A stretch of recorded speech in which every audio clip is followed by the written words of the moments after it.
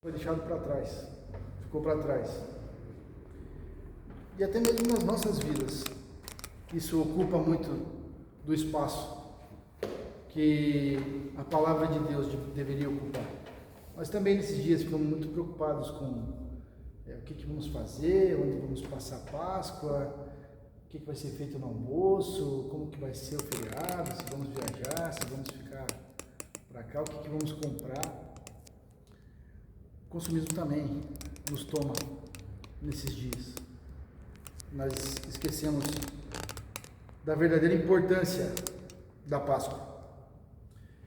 Então o título da mensagem de hoje é Ensaios sobre a Vitória, a morte e sua derrota na Páscoa. Ensaios sobre a vitória, a morte e sua derrota na Páscoa. O Evangelho é o poder de Deus para dar vida eterna para a humanidade. O Evangelho é o poder de Deus para dar vida eterna para a humanidade. E eu convido vocês para abrirem suas Bíblias para Êxodo 12.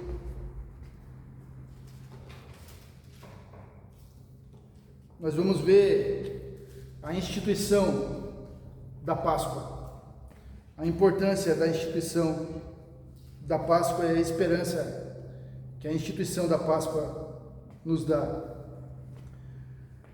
Êxodo capítulo 12, versículo 1 diz assim: Disse o Senhor a Moisés e a Arão na terra do Egito: Este mês vos será o principal dos meses, será o primeiro mês do ano. Deus começa dizendo para Moisés e Arão que a história deles iria mudar, que a partir de então Deus mudaria a história dos hebreus. Seria o início de uma nova história, seria o primeiro mês da história deles, o primeiro dia da história deles, a partir daquele momento. Qual outro evento na história transformou o calendário? Vocês lembram? Qual outro evento na história mudou o calendário? Morte de Cristo. Nascimento de Cristo. Alterou o calendário. O calendário nosso é dividido entre antes e depois de Cristo. O mês em questão aqui, na língua babilônica era o mês de Nissan, e na língua cananeia era o mês de Abib.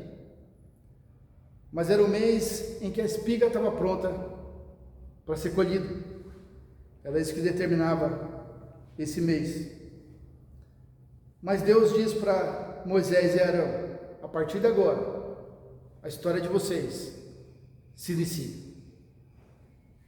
A data é a partir de agora. Vocês vão começar a contar o calendário de vocês a partir do que vai acontecer aqui.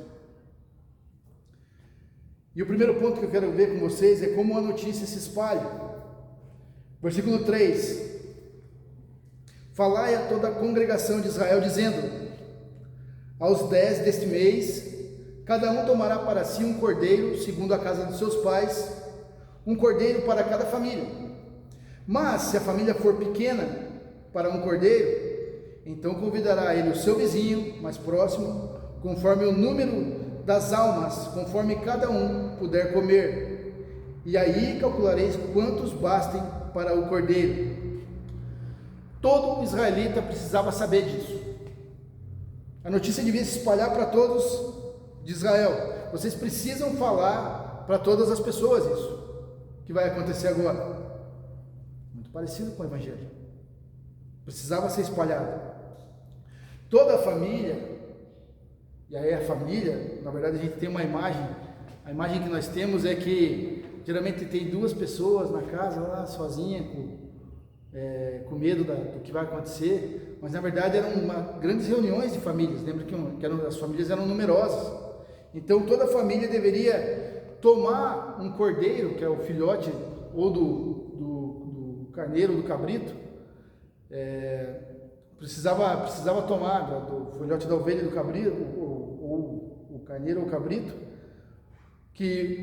dava mais ou menos uns 30 quilos, um filhote daquela idade, que dava para alimentar. Eu fiz as contas mais ou menos, porque como eu faço churrasco, eu sei mais ou menos o quanto alimenta no churrasco.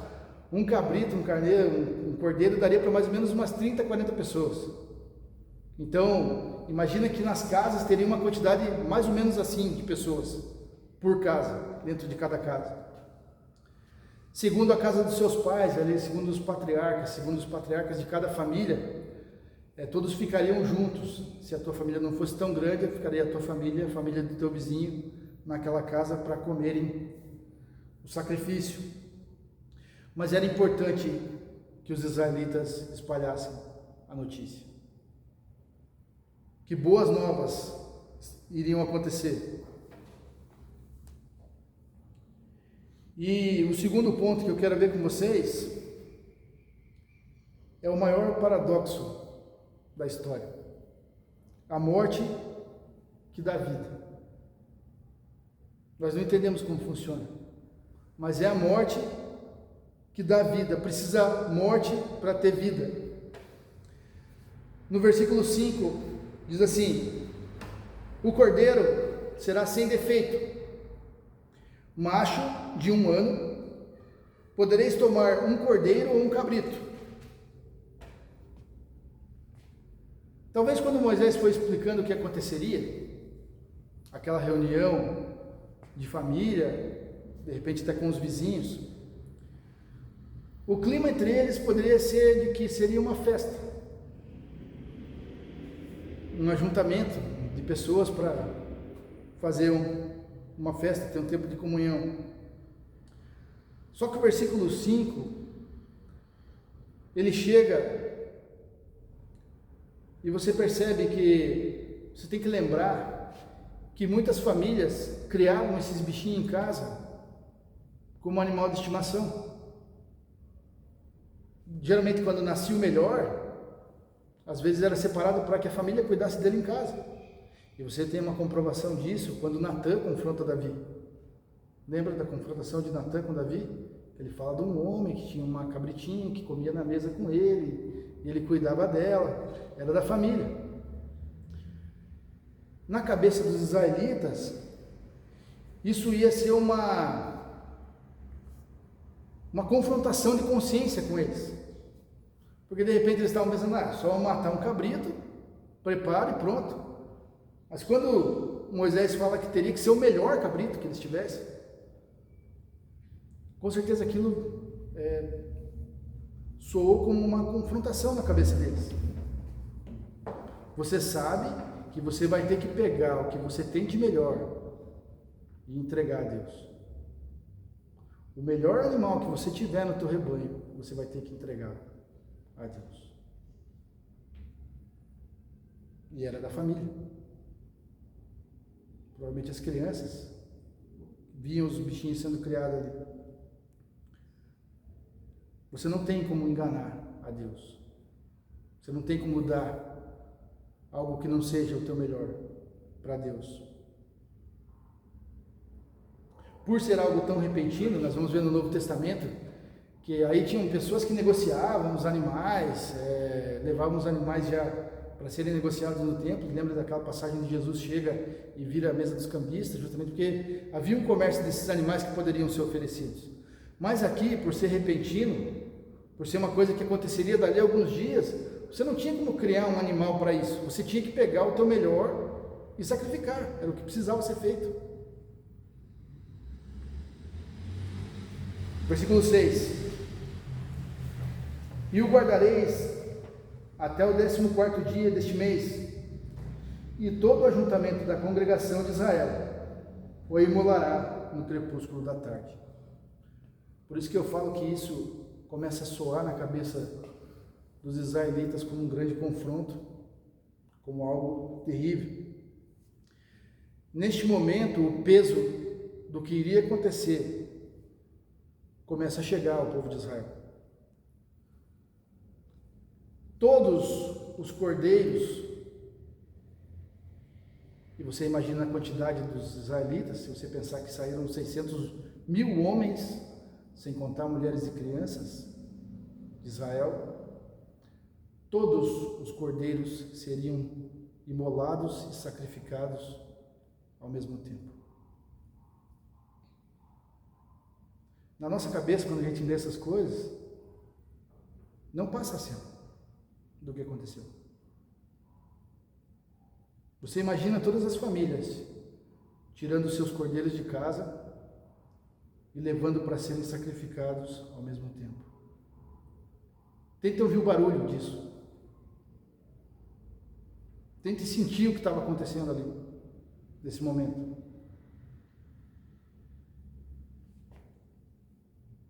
Todos aqueles animais inocentes, que não tinham culpa nenhuma, derramando seu sangue naquele momento, no finalzinho da tarde, no crepúsculo da tarde, ao mesmo tempo. Você entendeu o porquê daquilo? De repente você foi criado junto com a família e agora estava sendo levado para fora para ser sacrificado. O que parecia no começo uma grande festa se torna em um momento triste e tenebroso. Mas nós vamos ver agora o poder do sangue. Versículo 7. Tomarão do sangue e o porão em ambas as ombreiras e na verga da porta, nas casas em que o comerem. Deus exigiu o sangue do sacrifício. Deus só quis o sangue do sacrifício. Era o que Deus estava exigindo daquele sacrifício. Versículo 21. Vamos pular agora para o versículo 21. Chamou, pois, Moisés todos os anciãos de Israel e lhes disse: Escolhei e tomai cordeiros segundo vossas famílias e imolai a Páscoa. Tomai um molho de sopo, molhai-o no sangue que tiver na bacia e marcai a verga da porta e suas ombreiras com o sangue que estiver na bacia. Nenhum de vós saia da porta da sua casa até pela manhã. Moisés dá as instruções do que deveria ser feito. O que eles deveriam fazer? Os anciãos, mais uma vez os patriarcas das famílias, os homens responsáveis pelas famílias, e ele dá as instruções, como seria feito. Você pegaria uma buchinha feita com ervas, que era o sopo, molharia no sangue e passaria tanto nas vergas da porta, na verga da porta, como nas ombreiras da porta. Não era a vida do cordeiro que salvaria o povo, mas o sangue do cordeiro. Tanto que eles iriam se alimentar da carne do cordeiro, muito parecido com o que Cristo faz na instituição da ceia. Mas muitas dessas coisas nos fazem nos perguntar: por que do sangue ser passado na verga das portas? E o Novo Testamento responde muito sobre isso, do sangue ser passado na madeira, nas vergas das portas para a salvação. Jesus Cristo fala que Ele é a porta para a salvação. Jesus fala que Ele é a vida. Versículo 23. Porque o Senhor passará a ferir os egípcios, quando vir, porém, o sangue na verga da porta e em ambas as ombreiras, passará o Senhor aquela porta, não permitirá ao destruidor que entre em vossas casas para vos ferir.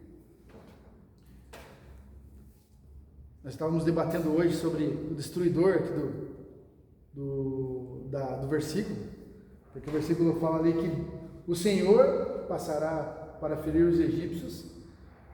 É Deus quem vai ceifar a vida dos egípcios, dos primogênitos.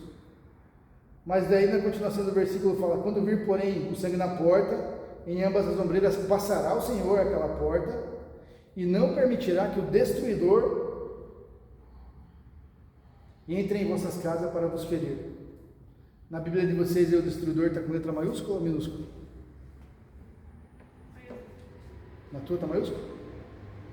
Tem algum que está minúsculo? Na tua está minúscula? Então, dá muito debate de quem seria o destruidor. Algumas pessoas falam que seria um anjo da morte, algumas pessoas falam que seria só uma consequência, mas dois dos teólogos e pastores que eu mais respeito, tanto o Ryder quanto o MacArthur, eles acreditam que ali seria Jesus Cristo pré-encarnado, uma teofania. Já ouviram falar nisso? O anjo do Senhor, quando você olha no Novo Testamento, o anjo do Senhor se refere sempre a Jesus Cristo pré-encarnado. E assim, para mim, isso é para mim pessoalmente, eu creio também que seria Jesus Cristo, justamente por conta de que é Deus quem dá e Deus quem tira a vida. Só Ele pode fazer isso. Então, por isso eu creio, pessoalmente, que é Jesus Cristo que está sendo referido ali como o destruidor. Então, é isso que vai acontecer. Que versículo é, pastor? 23. Então, quem vai ferir, quem vai ceifar a vida dos primogênitos é o próprio Deus. É Ele quem vai tirar a vida deles. Mas a grande verdade é essa, é que Deus é quem dá a vida. Nós vamos aprender isso durante toda a história bíblica.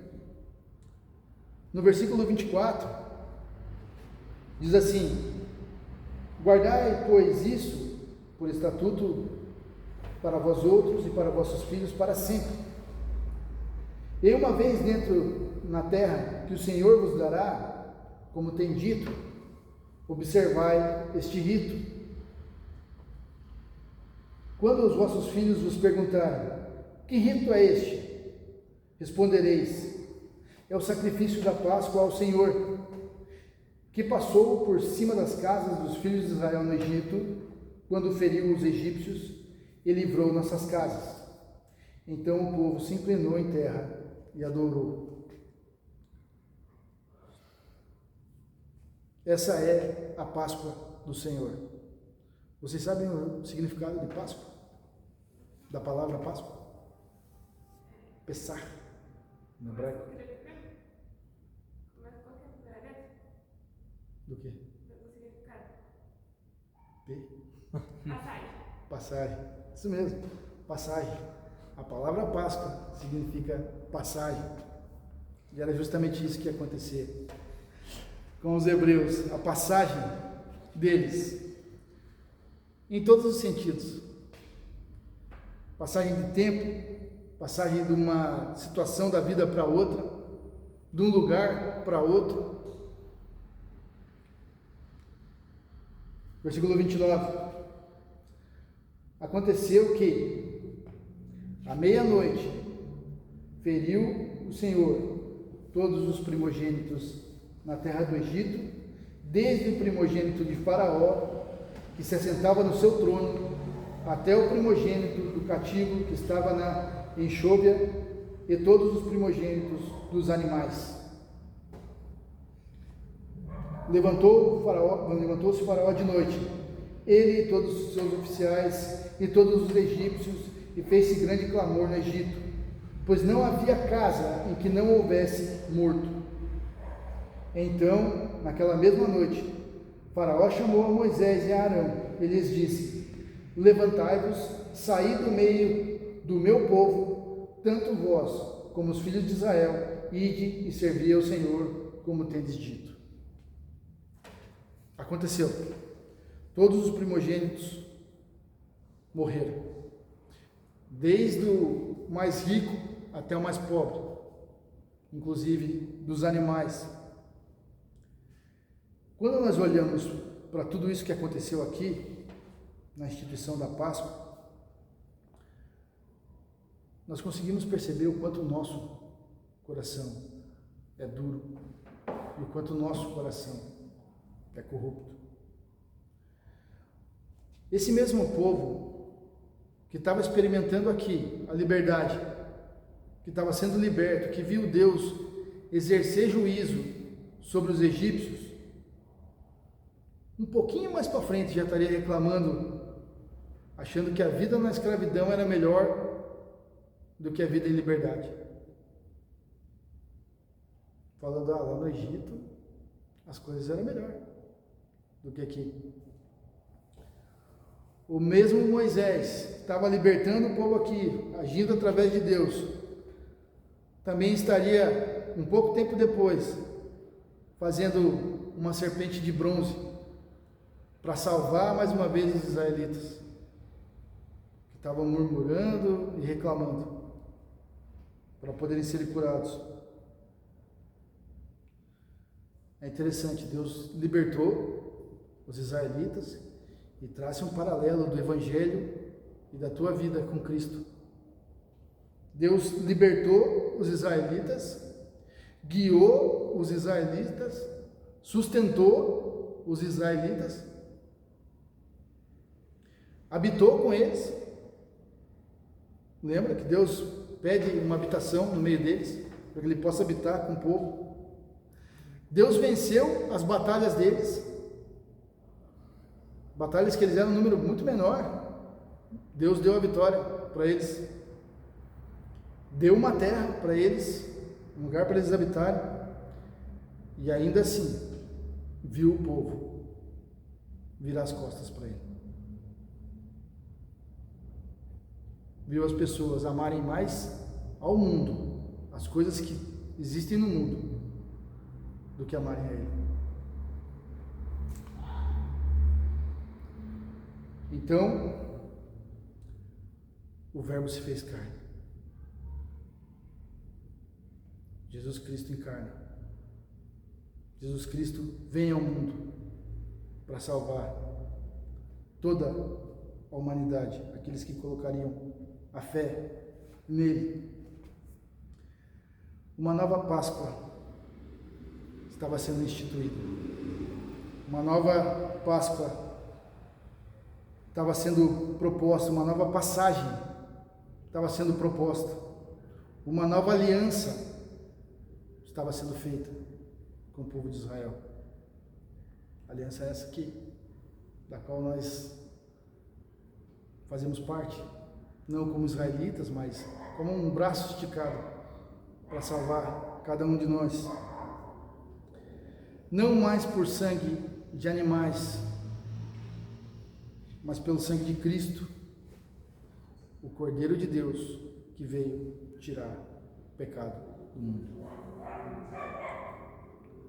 O sangue que foi passado nas vergas da porta, e foi o que salvou os primogênitos dos hebreus, representou o sangue derramado nas surras que Cristo levou, nos flagelos que Ele sofreu, na coroa de espinho cravado no crânio dele e nos pregos cravado nas mãos e pés do nosso Salvador. O inferno e a morte não só foram demonstrados na cruz, como eles foram derrotados na cruz do Calvário.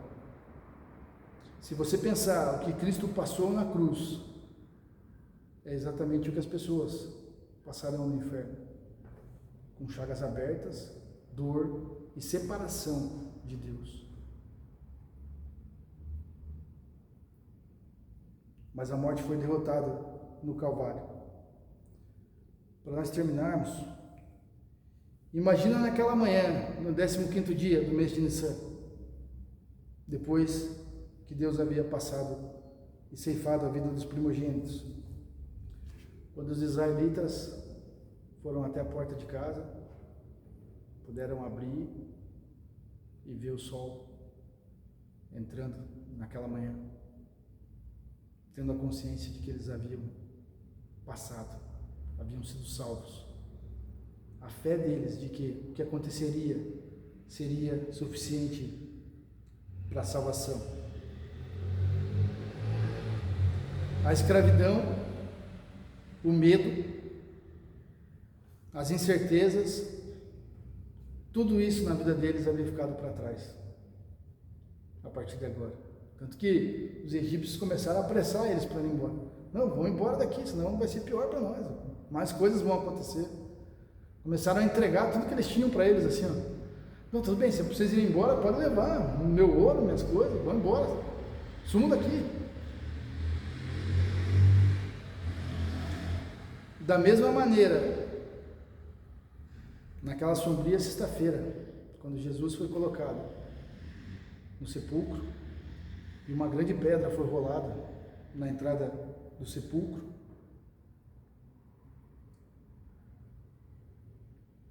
e o sangue dele ficou lá na cruz,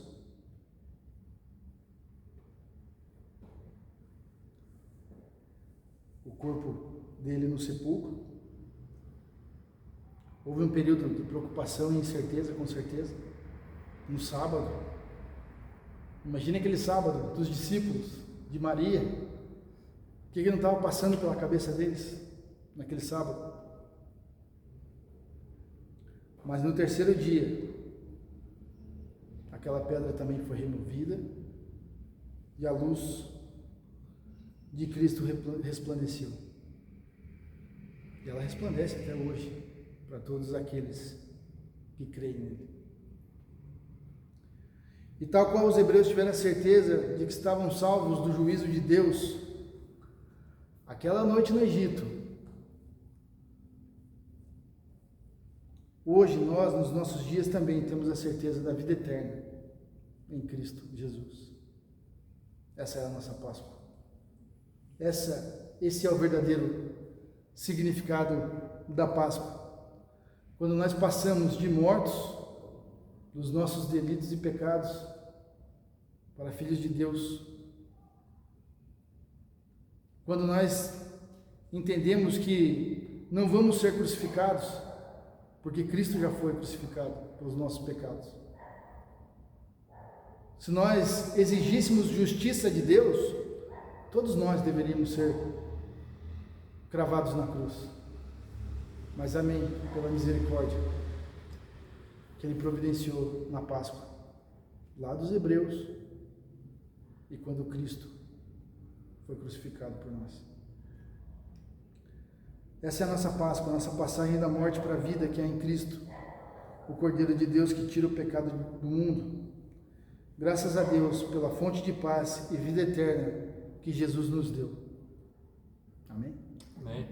Que todos tenham uma feliz Páscoa e que Deus abençoe a vida de cada um. Vou pedir para o Daniel orar para nós terminarmos.